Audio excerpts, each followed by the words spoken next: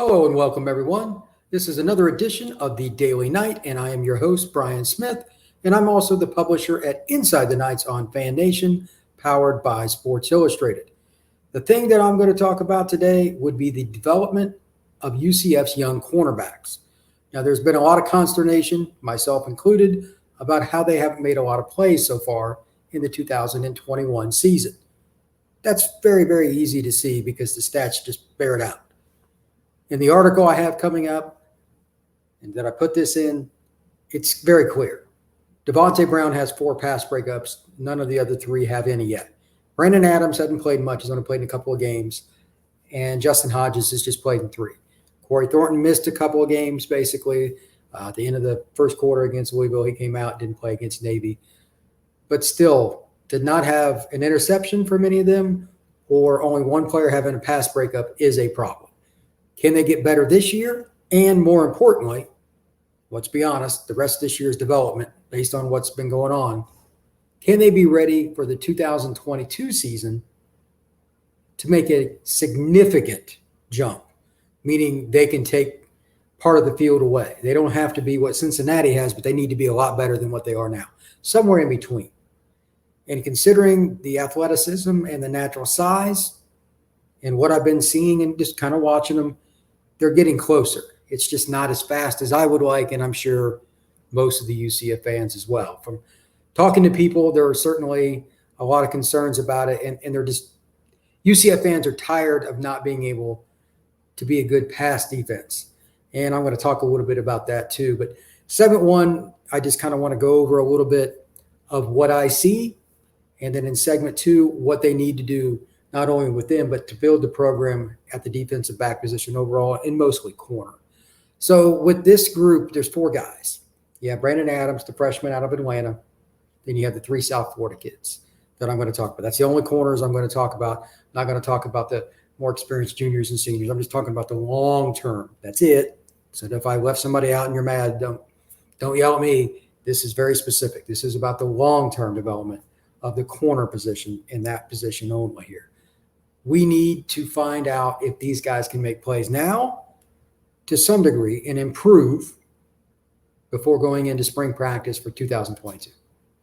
If not, that changes recruiting, as junior college players could be an option, portal guys, taking another corner. The twins from Seminole High School are making a decision next week. Hopefully that goes UCF's way. The Henderson twins, they're very good. UCF's been on them forever. But they need guys to come in that are going to be competing with good players. The Henderson twins, if they pick UCF, hypothetically, we can't have them just coming in and start. You need guys to have to work their way up, not just come into the lineup. That's first and just flat out. Even the best of the best rarely do that. For every Derek Stingley, there are about 500 other corners that have to wait a couple of years before they play. That's just how it works at most schools. So here are the 4 guys. You got Adams, you've got Devontae Brown, Justin Hodges, and Corey Thornton. The last 3 are South Florida kids that have a lot of length. They're all 6'1", 6'2", and they can all change direction well. Physical skills are there. Now they need to start showing confidence, because there's nothing left here. That most of what they're doing is not like super difficult stuff. They're playing some man coverage. If you're put in man coverage at the college level, I don't care if it's FCS, FBS, if it's Power 5, non-Power 5, whatever. If you are in man coverage, unless your DB coach and your defensive coordinator are completely crazy, and I've met those guys, they are not. They know you have talent. But you still can't explain just 4 PBUs out of those 4 players, and all of them by one guy, Devontae Brown. That's not good. So with Adams, I think he has the highest ceiling because he's so long, but I'm not sure his ceiling is at corner. Let's see how he fills out. He could end up at safety, and that's fine too. Worst case scenario, he could be a boundary corner, and meaning he plays at the short side of the field where the ball's closer to that hash. And he could be a guy that is very physical and beats up on screen plays, and he's really kind of plays like Devontae Brown. Brown's good against screens too. I'll talk about that in a second. But he has the ability with his length and his ability to turn and run that most kids at his size just don't. Very good athlete. I don't know where they're going to play him, and part of that is due to what Corey does. He had a concussion against Louisville. He got hit in the head. I can't remember if it was the helmet, just went straight into the ground, or if the knee from Malik Cunningham. I can't remember. It was on that first touchdown that Malik scored. He got hurt. That's hard to say, and I'm kind of concerned about his physical conditioning since then. How much has he been able to run, lift, etc.? If you're a DB or receiver, missing even 2 days of full-on conditioning is a catastrophe. Every single rep counts. And he had a concussion. They probably didn't let him do a lot. And that's why you see guys that get concussions, they put them on those stationary bikes and they hate it. There's just nothing else they can do with them. They need them as stationary as possible from the neck up, but getting cardio. That's not a normal thing. So that's about all they can do for them. But it's still not the same as running and going through violence that the game of football provides and huffing and puffing in a helmet. It's just not. So I'm kind of concerned with what I want to do against Memphis this week. I was going to just scout like all the DBs and just focus just on that. Just no matter what, just focus on the DBs. But the more I look at it, that's going to be really hard because I don't know how much Thornton's going to play. And if he does, I'm never going to get the full injury report about a kid from UCF. They're never going to give us that. That's just not what Gus does. So I'm guessing, and I don't like giving information that's partial. So I'm going to kind of exclude him and barring him just playing out of his mind, and then you'll be able to tell it's obvious that he's taking the next step. I mean, who knows? Brown is the one I expect the most out of because he's really started to turn the corner. Who knows why? Again, the first game or so, I noticed him, but I didn't see what I saw against East Carolina. I thought that was the best game a DB at corner has played for UCF this year. And I also think there's an opportunity for him to start kind of taking part of the field away against a lot of guys.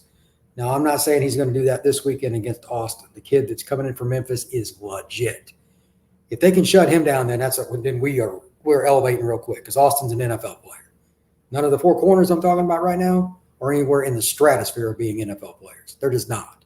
Austin has 50 catches in 7 games and 8 touchdowns, and he can fly. So he's basically Jalen Robinson, almost identical players. So the question is, how do they bracket him? Do they single cover him? Do they mix it up? Do they play bump coverage, then bail at the end? Are they going to mix it up from the start? Do they just do that in the second half? There are 1,000 things that I can chart. So being in the booth, that's what I'm going to do. That's the one advantage that the press has over what people think they know, keyword think, at home watching TV. You can't see the field. What coverage are they in? You have no idea. Have to be in the booth to do it. When they played last week against Cincinnati, I have no idea what's going on either. So the question now is, can they get their hands on some passes? They got to start getting their hands on passes. There's just no other way around it. I'm going to bring this up every single week until they do. And it's going to get more and more negative. They have to get hands on passes, period. It's just how it works. Now, Memphis averages 307.6 or something like that passing per game. That is really good. And they have a true freshman doing it. That tells me 2 things. Number one, he's obviously advanced for his age. I think that's pretty safe to say. But number 2, he's still a freshman.